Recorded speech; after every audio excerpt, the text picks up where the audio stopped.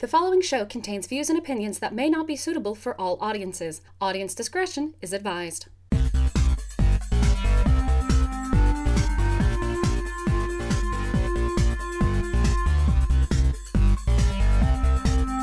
Howdy, howdy, howdy, everybody, and welcome to Thespian Talk. I am your host, Gomer the Ranting Thespian, and my co-hosts with me this week are The Cat. Hello, everyone. And Erin Mills, a.k.a. DubiousKhan. Call me, beat me if you want to reach me, but never call me after midnight because I hate being woken up. There you go. So yeah, last week was an interesting one. I don't think I mentioned it at all on the air, but we actually tried to record it twice last week. First one was with Erin and his computer got gremlins or whatever. At least that's what I blame it on. And then Sounds legit. Yeah, and then after he ended up having to go, what I found out later was that my main Skype recorder didn't record the first half of the show. So Kat and I had to go back and re-record that and try to make it as seamless as possible. People out there listening, tell me, please, did it work? It's like, According to the cartoon hero, nothing's working, apparently, so, but... Yeah, I am still wondering why, especially, at least with last week's episode, because I had to go and grab that for the laptop, and I figured, okay, I'll just download it from the site, and I can check out what he was talking about, and it downloaded fine for me. So I don't know if it was because that computer was also signed into Dropbox. No, wait, no, it wasn't. He might have been trying to go for an older episode. I don't know, but I don't know either. But he did advise, trying to put these back on YouTube again, and I'm gonna do that. Starting with this episode, they may not go up the same time as the MP3s go up, because the MP3s can go up a little quicker and all of that. And there's only a certain time where I can upload stuff to YouTube, because YouTube likes to suck up bandwidth. Because that's how they roll.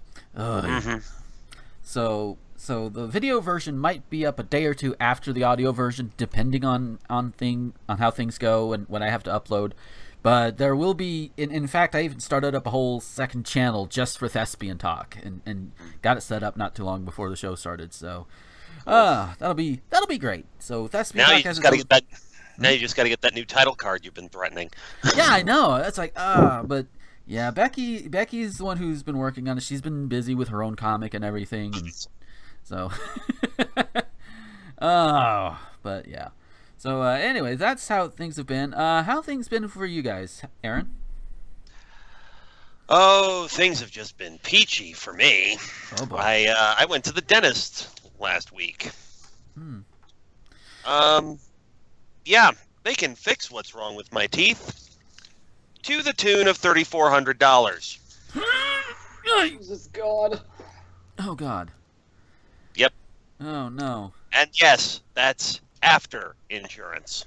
Oh my God. Before insurance, it was $5,200. Jeebus. Do they expect it all at once, or is there a payment plan, or? Here's the problem. The way it works is I have to make the payment. It's basically a co-payment, more or less. They've broken it up into 4 visits. Yeah. I need a root canal in 1 tooth. I need 3 crowns restored. I need 2 bridges. And a couple of other things as well. And pretty much, yeah, they've broken it up into 4 visits, but it's still like $1,000 per visit. Jeebus. I now worry about going and getting my teeth taken care of. Jeebus. And anybody who has seen me up close knows how bad my teeth are. Oh, lordy. Yep. So, Cat, otherwise, it's fine. Yeah. It's just fucking teeth and dentists. Man. Jeebus. Cat, how's your week been? It's pretty uneventful. Yeah. Yeah, nothing exciting. I swear, my life is pretty boring outside of podcasting. Well, now that you're working someplace better than you were before, I would imagine so. Yeah, we have a little bit of work drama going on right now, so it's not like super fun to talk about. Yeah, understandable. You don't have stupid customer stories, or at least any new ones anymore, I think. No, right? No, nothing like that. We just have like there's a guy whose last day was Friday, and they're not going to hire somebody new to take his place. They're shifting a guy who hated having that job, who left that job, and they're shifting him back to that job. And now I'm supposed to help cover that shift too, even though that's not my job. And so, like, I'm a little miffed and I don't like it. And the other guy who left that job and doesn't want it but has it back now is super miffed. And we're all just kind of unhappy about the situation. Very understandably so. Oh, so for that, we'll go ahead and springboard into our shout-outs for this week. Of course, I've got my two main ones. I've got Circle Plus, circleplus.co, which is run by Holly Christine and Lady Jess. It's a website for women, by women, of women, with women, sometimes in women. I don't know how that goes. Maybe their brains or something. All of that good stuff. It's really great material, and I know one of us sometimes makes appearances on there through a certain producer's videos. Yeah, and I think they recently picked up, I think I mentioned last week, they picked up Tifa and Cosmetic Cutie too. And they're pretty cool, so go and check them out. They're awesome. circleplus.co. And of course, if you are a patron of mine, you do throw enough money at me, you get a little bit of advertising shout out in each of my each video and podcast that I do. One I've got here is Invest with Beth. The website itself, I believe, is investwithbeth.com. In places where I actually have the link, the iTunes link is there. She is working on a new one. She and I are also we're friends on Facebook and everything. She is working on a new one, so there will be more than one episode coming soon. Speaking of people that are also affiliated with the site, Magic Steve is in a bit of a bind. He's put up a GoFundMe link as basically the people he was working for, he kind of got fucked over with taxes, and now he owes a whole shit ton of money to him, and he's asking for a little bit of help. And you can go to GoFundMe.com/MagicSteveTaxes. He'll give you all the inside, he'll give you all the information on there, and he's even got some stuff he'll do for you if you throw enough money at him too. Some of which are pretty cool, like balloon animals, videos, and all of that good stuff. You throw enough money at him, he'll wrestle a clown, which, as he touts it, he'll get his ass kicked by a clown. Which I kind of would want to see, but I don't have that kind of money. Oh, well. So, Erin, do you have any for this week? Yes, actually. It's another one of those things where it really doesn't need promotion, but what the hell. For those who don't know, this year marks the 50th anniversary of the Monkees, and their 50th anniversary album, Good Times, came out this weekend. I have picked it up. I have listened to it. It is amazing. It is all a bunch of new stuff. Including such song titles as "She Makes Me Laugh," "You Bring the Summer," and "Birth of an Accidental Hipster." Oh wow! Additionally, for those wondering, there is in fact one track on here that was originally recorded in 1967 and never made it on any of their albums. So yes, even Davy Jones is represented on this album. Nice. Times, I don't know about other places or other retailers. I got a CD for $10 on sale at FYE this weekend. So. Oh, cool. And I'm sure they've got a website where they also promote it and everything too, and we'll make sure that's down there. Kat, do you have any? I have none this week. I haven't done anything interesting this week, and haven't found anybody interesting this week, as per usual. Back to the routine of being ill prepared. Nah, it's all right. Sometimes some weeks you just don't have any.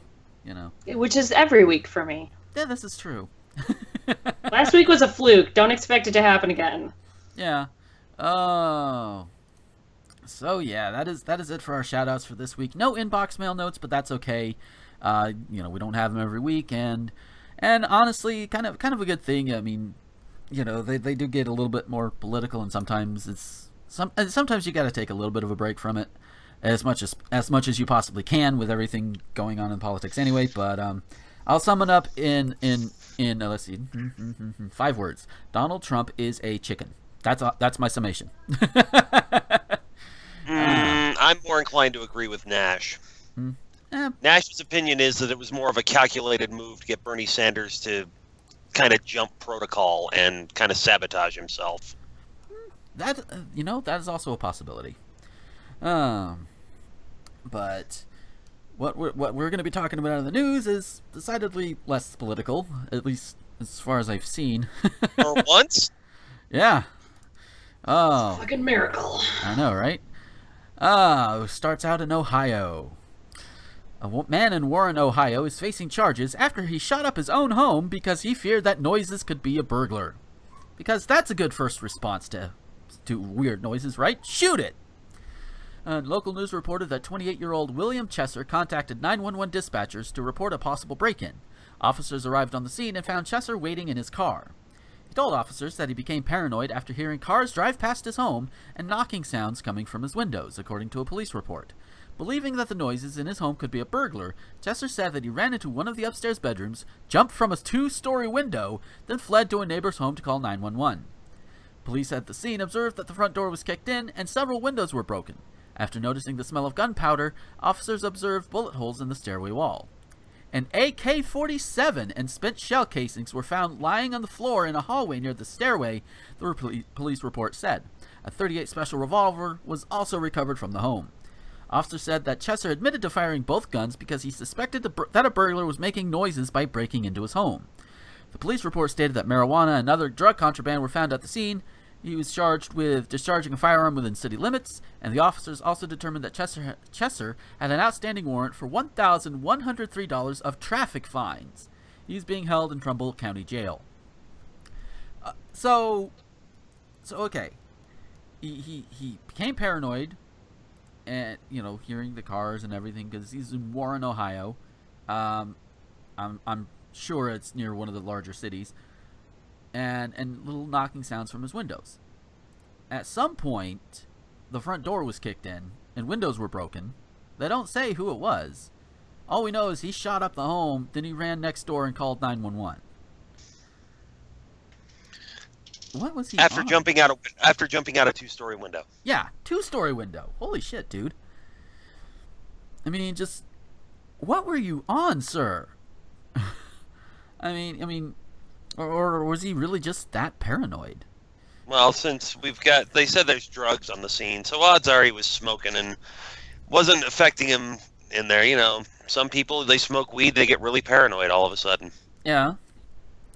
It's like, wow. Kat, do you have any thoughts? It just seems really weird to me that he, shot everything and then still jumped out a 2-story window and ran.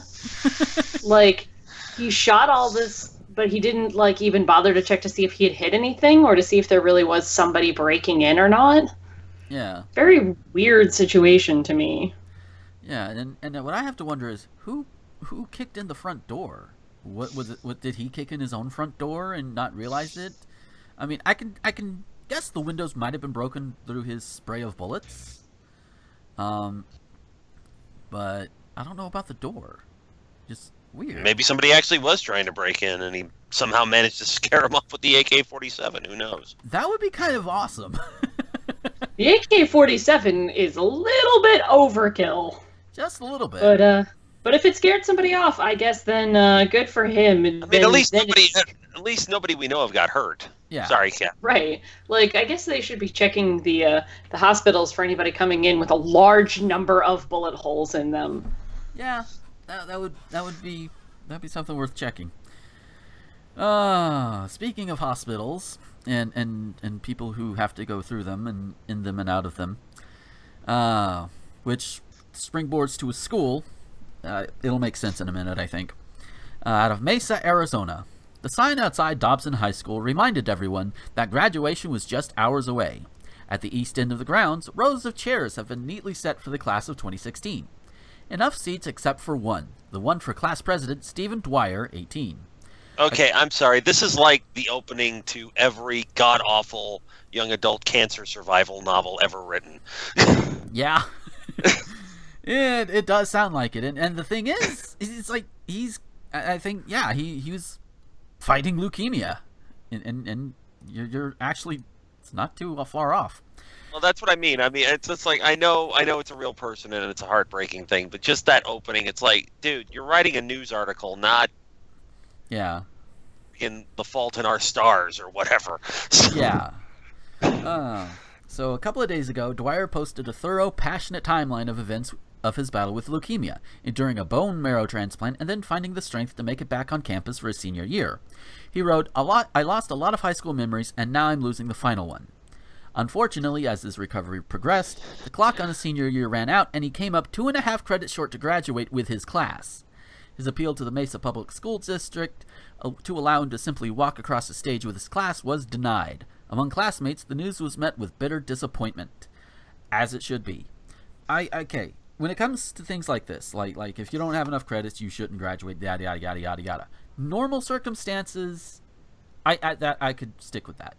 This is not a normal circumstance. Well, see, here's the thing. It's even that's bullshit. Okay, I went to a 2-year college to start off with. When I finished those 2 years, I was 1 credit hour short. Ooh. Okay? Mm-hmm. They still let me go to the graduation ceremony and do all the hoo-ha and whatnot. Right. So I don't see what the big deal is here, because I was already planning on staying through. They didn't have they had a summer. This was back when schools in this area did it in quarters rather than semesters. Right. So it was like you change classes 3 times. You had 3 different sets of classes during a year instead of 2. Right. But they offered like a 2-week intensive thing for like 1 class, which I was planning on taking, and they knew that. I don't know what it's just this is such nonsense. It really is. Yeah.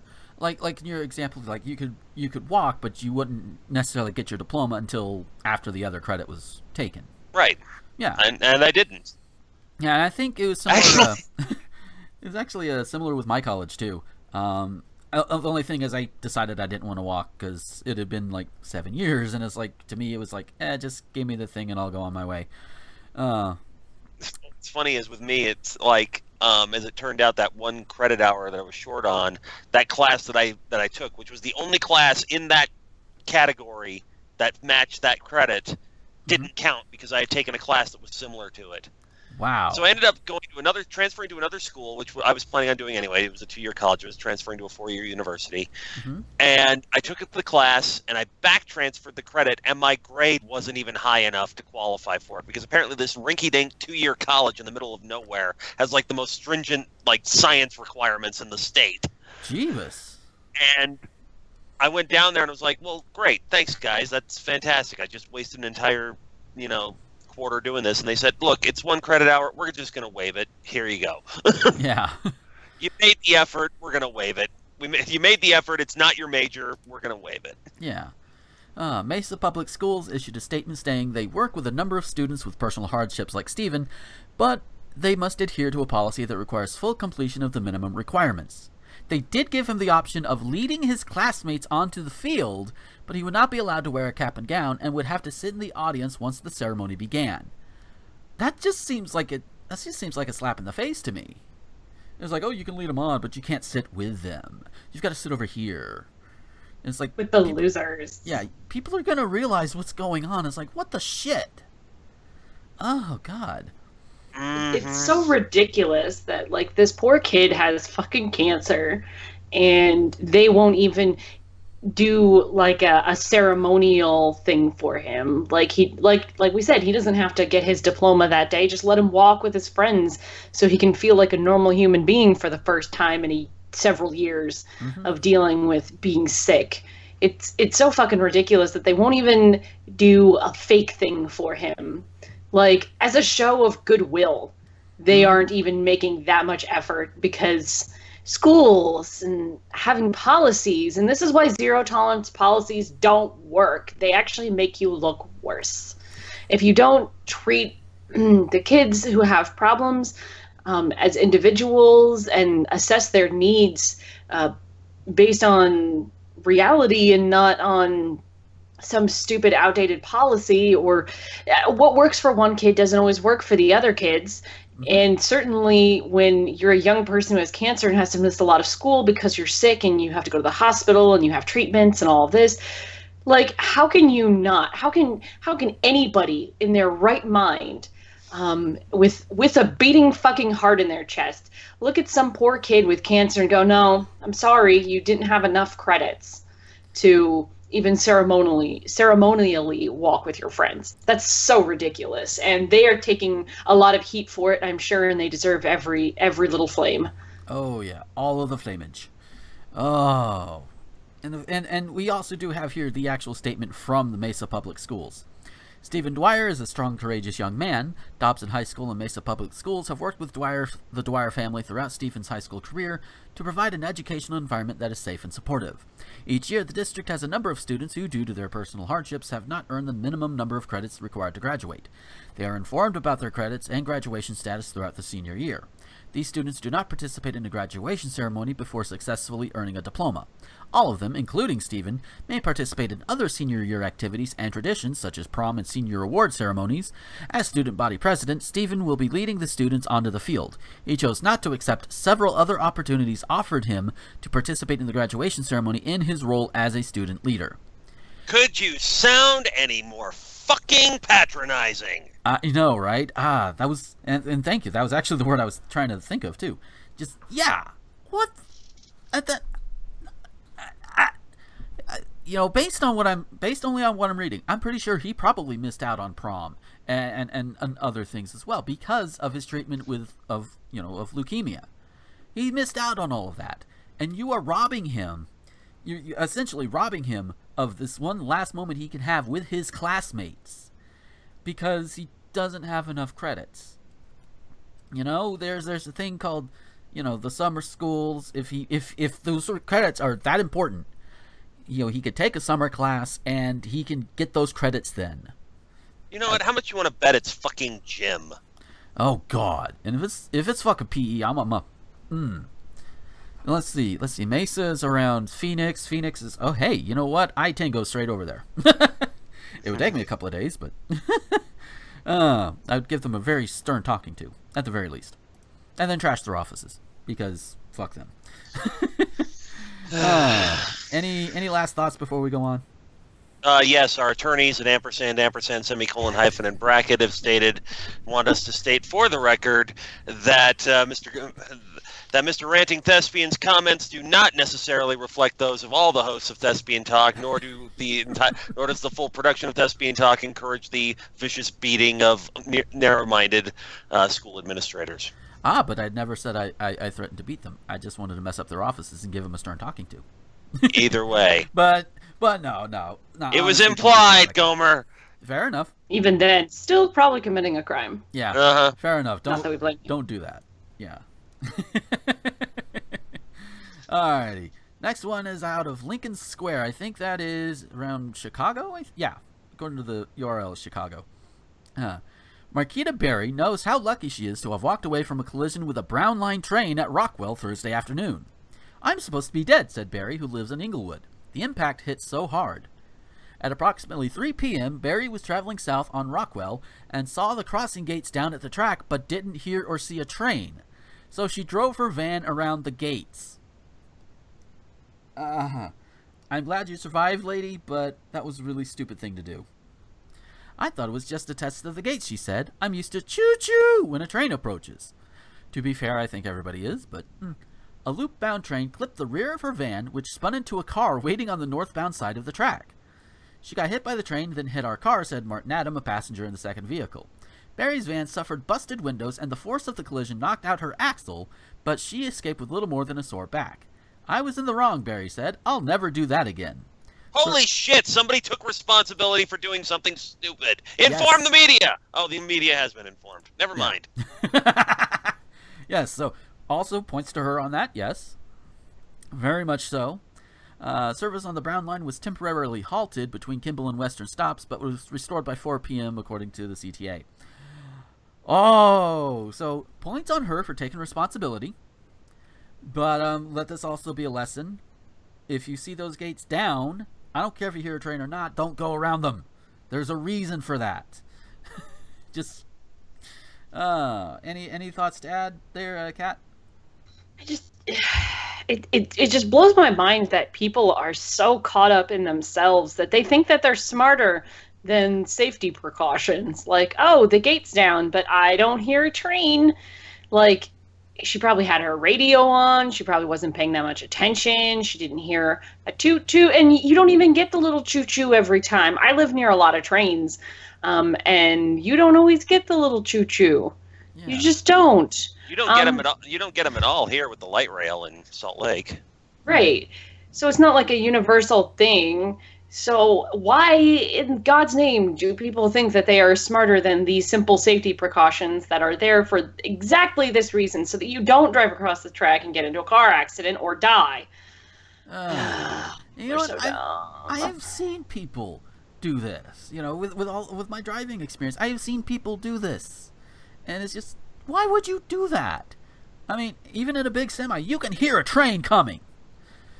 You know, even without the little choo-choo, because those things are heavy, they go fast. Like, why would you do that? I understand impatience, but come on. But again, as we said, at least she's taken responsibility and realized, okay, I fucked up. I'm not gonna do that again. Any other thoughts, Erin, before we pop on to the next one? Or no, not really. Pretty much, like I said, aside from being astonished that somebody actually took responsibility for their own stupidity this week. Yeah. Oh, but yeah, we're going to Utah County next. Oh, good. Yes. Oh, a Riverton man was cited for lewdness involving a child Thursday after he was allegedly spotted by several people running on a trail while wearing nothing except for several bells that were hanging from his genitals. Oh, God. I don't think that's what they mean by waiting with bells on. I don't think that's what they mean. Or maybe it is. I don't know. According to a I would like to apologize to anyone who just heard that for the entire state of Utah. Yeah. As you can tell, it is a sort of, even though I've only been back for 4 years, I'm still not sure whether this place or Florida was worse. According to a press release from the Utah County Sheriff's Office, police were called to the Diamond Fork Hot Pots in Spanish Fork Canyon Thursday, just before 5 p.m. after reports a man was running around naked with bells hanging from his genitals. For those who don't know, hot pots are basically a local term for hot springs. Ah, okay. Several witnesses between the ages of 8 and 16 told deputies they had seen the man, who was later located fully clothed near the trailhead parking lot. The suspect, 64-year-old Kenneth Allen Beck of Riverton, told deputies he just likes doing what witnesses described to see their reaction. So he's just running around, literally running around trolling people. Pretty much. It's like, on the one hand, nobody wants to see your dick is in play, but on the other hand, it's relatively harmless. If not really, really silly and stupid. Oh. The man has... there's laws against that sort of thing, but yeah. It's kind of almost like an experiment. Yeah. Like a science experiment or a social experiment. There you go. The man has a prior conviction for lewdness and indecent exposure stemming from an incident that occurred in Saratoga Springs in 2005. In that instance, the man had exposed himself to an employee at a business while ordering food. He was convicted of a Class B misdemeanor in that case. Okay, wait. I'm just imagining the scenario here. You know, he's ordering his food at like the McDonald's or something, and they're like, okay, it's gonna be $5.50 or whatever, and he's like, well, I don't have that, but I do have a roll. I do have a roll of coins. You want to see? Whoop. Sir, we cannot accept that. We only accept cash monies and credit cards. That is neither. And can you put that away, please? I'm gonna have to sterilize that spot now. And this time he was cited for a Class A misdemeanor in lewdness involving a child for Thursday's alleged activity. Again, just no one wants to see your dick, but at the same time, it's harmless trolling. Laws or not. I mean, there are laws on the books that make certain things that don't harm anybody else illegal anyway, some of which really need to be scrubbed, but and I'm not going to get into whether or not, nudity like this should be made, should be taken off the books or whatever, but at the same time, it's harmless. This is one of those harmless things. It's like, okay, you're trolling people by running around naked with bells on your junk. Okay. Erin, do you have any thoughts? Lewd. Sounds about right. Kat? Well, I certainly wouldn't want to see it, but I think if it was just a guy running around with his junk everywhere, this would not even really be a story, but it's the bells that really attract the attention. Yeah. Yeah, the bells really sell it as something other than just a crazy guy. Well, I mean, actually, they enhance the "it's a crazy guy," but take it to another level, a more artistic level. Yeah. At least until he finds a stray cat nearby. Oh God. Oh, those poor bells, and I don't mean the ones he was wearing. So yeah, we every now and then we have gotten news stories on this show, and for the most part, I tend to skim over them to get the basic premise of the news stories, and then I put them in the news file for all of us to see. And sometimes we will catch typos, like, you know, as I'm reading it or what have you. And come to find out, I'm glad that we're not the only one who does something like this. A typographical error in the police records turned heads in Southwest Harbor, over in Maine, where the Mount Desert Islander reported that law enforcement responded to a May 19th case of a white truck driving erotically. Gomer, is there something you need to tell us? I don't own a white truck. Maybe it was another color before you started. Oh.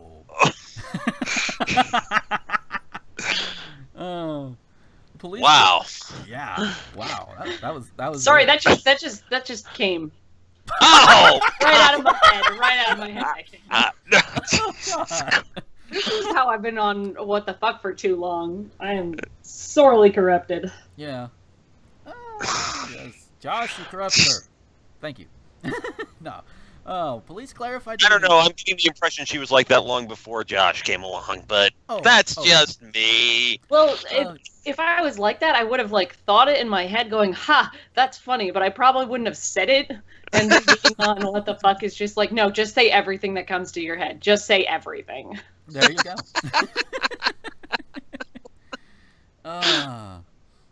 So yeah, police did clarify to the newspaper that the report should have stated the vehicle was driving erratically.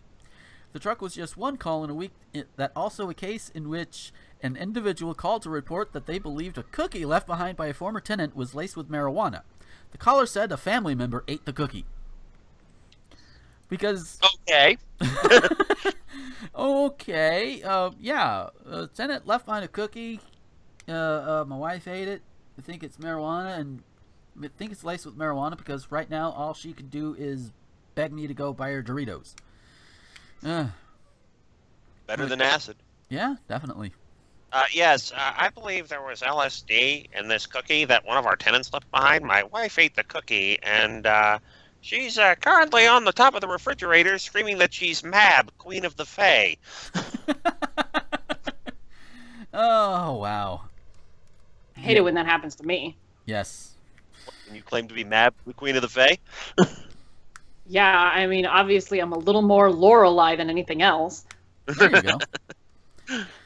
Oh, so, all right. This one, get ready for sympathy pains. And not necessarily of the genital variety. A 28-year-old man from, I'm probably going to butcher this, but I'm going to try it anyway, Xinjiang, was rushed to the hospital earlier this week after he swallowed 8 15-centimeter nails in a bid to impress his friends. Oh, wait a minute. Sorry. I've actually run across this place before. It's Xinjiang. Xinjiang, thank you. Okay, I will work that into my head. Xinjiang. All right. According to Tencent, the resident of Aksu City swallowed the nails on March 17th, but didn't report any pain until more than 2 months later on May 24th. 2 months ago, he had tried to claim to his friends that he was a trained sword swallower. Isn't that how it always starts? After being mocked by his friends, to their surprise, he took out a large pack of nails from his pocket and began to ingest them one by one. Actually, a pack of large nails works a lot better. Because that's actually what it says. I failed. After he had swallowed the 8th nail, his friends stopped him, fearing that he might hurt himself. If they were good friends, you'd think they might have talked him out of eating the first one. Don't steal my material, asshole! Because that's exactly what I was thinking. I'm pretty sure that's what you were thinking, too. Doctors were shocked by the x-ray images, which showed that several nails had pierced his stomach. Ow! He was sent for immediate surgery to remove the nails, in which which could have easily killed him had they worked their way further through the lining of his stomach. Oh, jeebus. After swallowing the nails, I didn't feel any pain. I didn't think anything of it. I never expected it would turn out so bad, said the man. He later revealed that he had performed a similar stunt several years earlier, but on that occasion, his body managed to excrete them. Oh, God, that must have been painful. I can imagine. It's like, no. Oh God. Oh God. Just no. You don't do that. No. No. And back in March, a man from Shanghai also tried to unsuccessfully introduce 15-centimeter nails to his diet, swallowing one in anger after a fight with his wife and ending up in a hospital. That'll show her. Why? What does that prove? It's like what? You drank the last beer? Well, that's it. Oh, honey, I need to go to the hospital now. Like, how does that work? I have no idea. Kat, do you have any thoughts on like the whole story? It's just so weird that of all the things that you could do to impress people always pick the dumbest things. Like, who decides, I really want to impress my friends, so I'm going to tell them that I'm a sword swallower. Yeah. I mean, like, normal people would be like, I'm going to impress my friends by drinking a lot. Yeah. But no, this guy was like, I'm going to swallow nails. Like, if you're a sword swallower, there's tricks. There's things that you can do. You, like, I don't know quite how it works, but I presume if you're going to do something like swallow nails, you spit them up later somehow. You have methods. You don't just, like, shove something down your throat. Like, there's techniques and practice and practice and practice and practice and some more techniques. And you don't just, like, take a handful of nails and swallow them. And that's really stupid. And I feel really, really grossed out even thinking about it. Yeah. Yeah, this is... No. Just no, totally not. Definitely not. Oh, wow. So interestingly enough, we've come to our last news story for this week. A bunch of short ones, but I do have some stuff on backup, so we'll be okay. A Texas man called police on Thursday believing he was shot in the left buttock while sitting on the porch. Officer, I was shot in the buttocks. When an officer from Groesbeck Police Department just east of Waco responded, they found the victim had been smoking marijuana and his dog actually bit him. He wasn't actually shot. Well, you shouldn't have named... Well, I can understand the confusion. He named his dog Magnum, so... There you go. During the course of the investigation, it was determined that the victim had been smoking marijuana on the porch as the thunderstorm passed through the area, Groesbeck Police Chief Chris Henson said in a Facebook post. The loud thunder scared one of the dogs, causing it to nip the victim in the left buttock. He believed he'd been shot and subsequently called the police. Henson said he posted about the incident on Facebook to quell the rumor concerning a reported shooting. The victim was treated at the scene by emergency personnel and released. Now see, Texas, as far as I know, marijuana is still kind of illegal over there, I think. Mm-hmm. And what makes this one not only just silly, but also a feel-good thing is that he was not arrested for the marijuana possession. Yep. So it's like, go, Groesbeck Police Department. Go for it, you know. Wait, that makes this a feel-good story? I don't think anyone feels good about this story. Well, He certainly doesn't. Well, Your bar is set really low, Gomer. Seriously. Well, considering a lot of the news stories that I do go through before putting some of these on the show, yeah. Oh. I love that. I can't see the phrase "treated and released" at any time without thinking of George Carlin's old routine. It's like being treated and released. I've always wanted to be treated and released. Usually, I'm treated and detained. Yeah. Oh wow! Lordy. So with that is our news for this week, and I am pulling up the old. I'm having to pull up the old backup links and everything. And this is actually something I've been wanting to bring up on shows. normally I've been trying to save these for constructive deconstruction to go into a little bit more in depth with them. But our schedules just haven't really been working out as much lately. Just, everything going here, there, and everywhere. So what I am going to pull up is a list on bustle.com. Sorry, Jess and Holly, because I know that seems to be more their thing. Although they seem to pick on, I say pick on. They seem to talk about one particular writer on Bustle than any others, but that's not this person. The article is 8 myths about polyamorous couples because we're not trying to replace each other. Me being in a polyamorous relationship, this does speak to me, and it's also good to educate other people, about polyamorous relationships, because that seems to be becoming more and more. And I've heard a rumor that even Girl Meets World dropped the poly bomb too. I don't know if it's actually happened or not, but hey, if it has, good on you. And the article is by Kathleen Burdo. Yeah, probably how it's pronounced too. And she writes, I came out as poly in 2010 after over 6 years of practicing various forms of ethical non-monogamy in between ill-advised stints of monogamy I would agree to when I was swooning with new relationship energy. Since then, I've been better about staying true to myself, at least when it comes to poly, and it's paid off. I currently have 3 wonderful, solid relationships. I'm open about being poly the same way I've always been open about being queer. If it comes up naturally, I share. If not, I don't. Which seems like a good plan. Because we live in a culture where mentioning your partner in small talk is the norm, it comes up more often than not. Usually once I've mentioned a boyfriend and a girlfriend to the same person. They'll look confused or just outright ask, and I always offer a simple and brief explanation that I'm poly and have multiple long-term partners. Along with the huh look I get from a lot of folk, the questions they ask and the responses they have indicate some pretty bizarre ideas about poly couples. A lot of the myths about poly couples are rooted in myths about polyamory itself, such as it's all about the sex and that polyamory is unnatural. But there are a few extra myths surrounding couplehood that don't come up for solo polyfolk.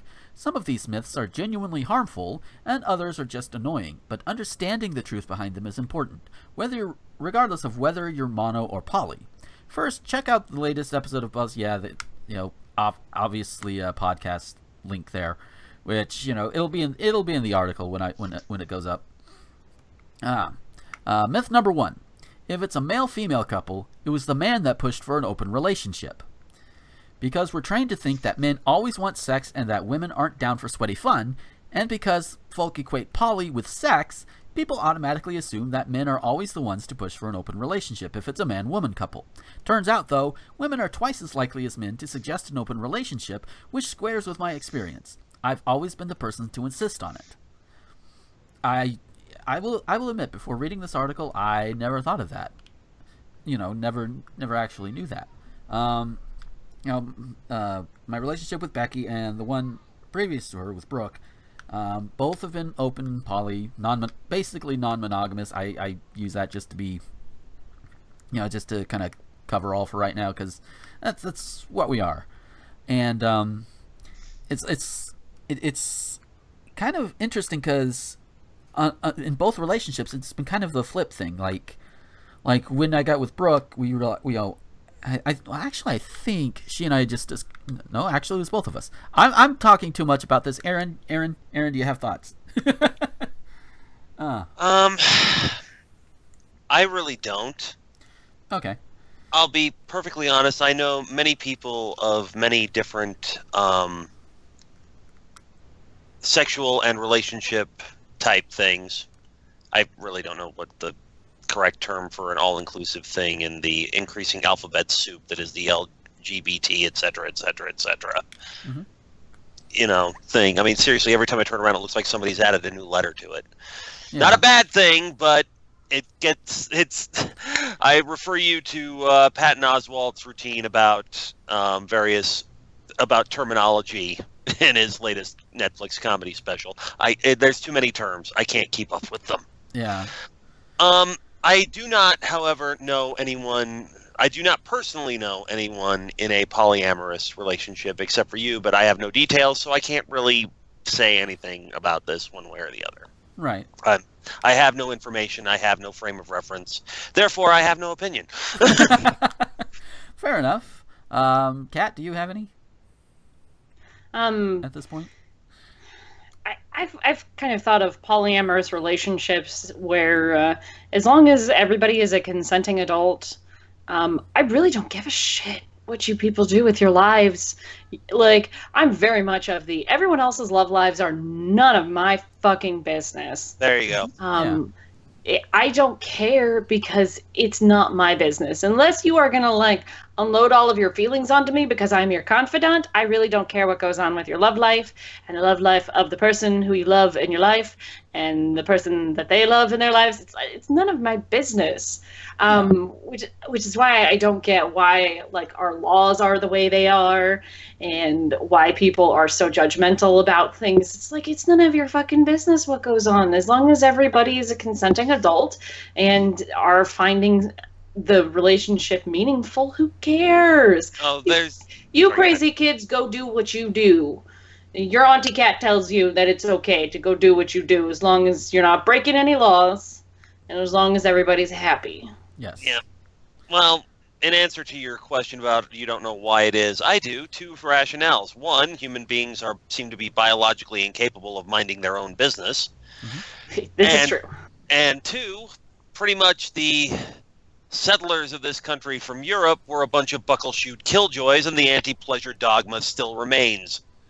If it feels good, no matter what it is, it's not just sex, it's food, or it's, romance. If it's something that you enjoy, it's inherently bad and evil, and how dare you? If it's awesome, it must be evil. No, like, I get the fundamental, like, the logic behind it. I just can't put myself into the mindset of somebody who thinks like that. That's why I say I don't get it. Yeah. Like, because I just can't put myself into that frame of mind. Well, like I said, that's the way I put it with the thing. It came to me. It's just like, you know what? Human beings seem to be biologically incapable of minding their own goddamn business. It's true. We suck. Sorry, humans. But we just do. We do. I'm sure there's some, like, unknown tribe in Africa who really doesn't give a shit what other little tribes in Africa are doing. Some undiscovered tribe somewhere is the only people in the entire world who doesn't care about what goes on with other people's business. Yeah. I mean, just think about it in every day. And I'm not saying you're somebody who willfully, like, sticks your nose into it, but how many times are you just out in public and you find yourself listening in on somebody's conversation at, like, the McDonald's or something like that? All the time. Exactly. Oh, yeah. It's not that you're deliberately eavesdropping or that you even care. It's just the next thing you know, you find yourself doing it. Yeah. I mean, that's why magazines like People and the National Enquirer are still in business. Okay. Myth number 2. If there are multiple couples, there is a quote-unquote real one. And full disclosure, I used to think that, even as I started experimenting, dipping my toe into the poly pool, as I'll coin it. But very articulate. Well done. Yeah. Where was I going? Right. But as I got more into it, and Becky and I, we've been going for almost 2.5 years at this point, and we've been non-monogamous, poly, and when I started, I felt her. Okay, she was my main one, my main relationship or what have you, and even though we've not really brought anybody else into our relationship at this point. My attitude behind the whole, okay, she's the main one, she's the real one, or what have you, that has changed. Because all of them, I don't even have to read, like this woman's response to it, because here it is right here. It's probably going to be pretty much the same thing, is that, all relationships, all parts of the relationship in a poly relationship are real. Because humans are capable of having those strong feelings for more than one person. It is possible, and learning that possibility is what set me on this particular road. Not everybody can do it, obviously, but it is very much possible. And I'll just jump on to number 3. Myth number 3: we must be unicorn hunters. Oh boy. She writes, since I began living with one of my partners, the constant assumption is that he and I are unicorn hunting. That is, trying to find a hot bi babe to complete our family. No thanks. While this particularly plagues straight couples, plenty of queer poly couples face this myth too. Makes sense why. A lot of couples go through a unicorn hunting stage when they first open up, but most veteran poly folk know better. Yeah.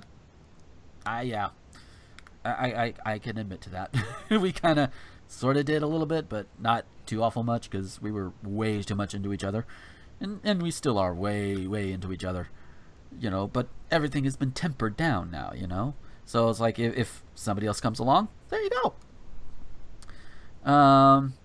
Myth number 4. Having a nesting partner means you practice hierarchical poly. That goes back to what I was saying about, you know, about the having the main and then the others, you know. Everybody is equal. In a good, healthy poly relationship, everybody is equal. You know, whether it's, you know, whether it's like me dating Becky and some other chick, or Becky dating me and someone else, we don't, you know, whatever, you know, we're all equal in the relationship. Which also kind of ties into number 5. We share all of our partners, and that's not necessarily the case. I mean, I could, you know, and granted, at this point, if Becky and I were to bring somebody in, it would be somebody that we both could easily date. But, you know, it doesn't necessarily have to be that way. It could be somebody that I'm dating that she doesn't necessarily want to date, but is okay with me dating, and vice versa. Yeah, I'm actually able to talk more about this just using the bullet points. Myth number 6. We aren't serious / committed to each other. Oh, honey. Oh. Again, 2.5 years. We've been non-monogamous for 2.5 years. We ain't left each other yet. Just, you know, and we're not going to. Not for somebody else. Not for that shallow of a reason. And before I go on to the next one, do you have either of you got any other thoughts to add before I just go overboard? Not even remotely. Nope. Okay. Yeah, because it's like, I admit, this one was the first one that came up. It's like, oh, hey, boom. Myth number 7 is just a phase. For some people, maybe. But not for a lot of people, especially not for me. You know, it's not really a phase. No. Myth number 8, we're trying to replace each other. No. Just no. We're not.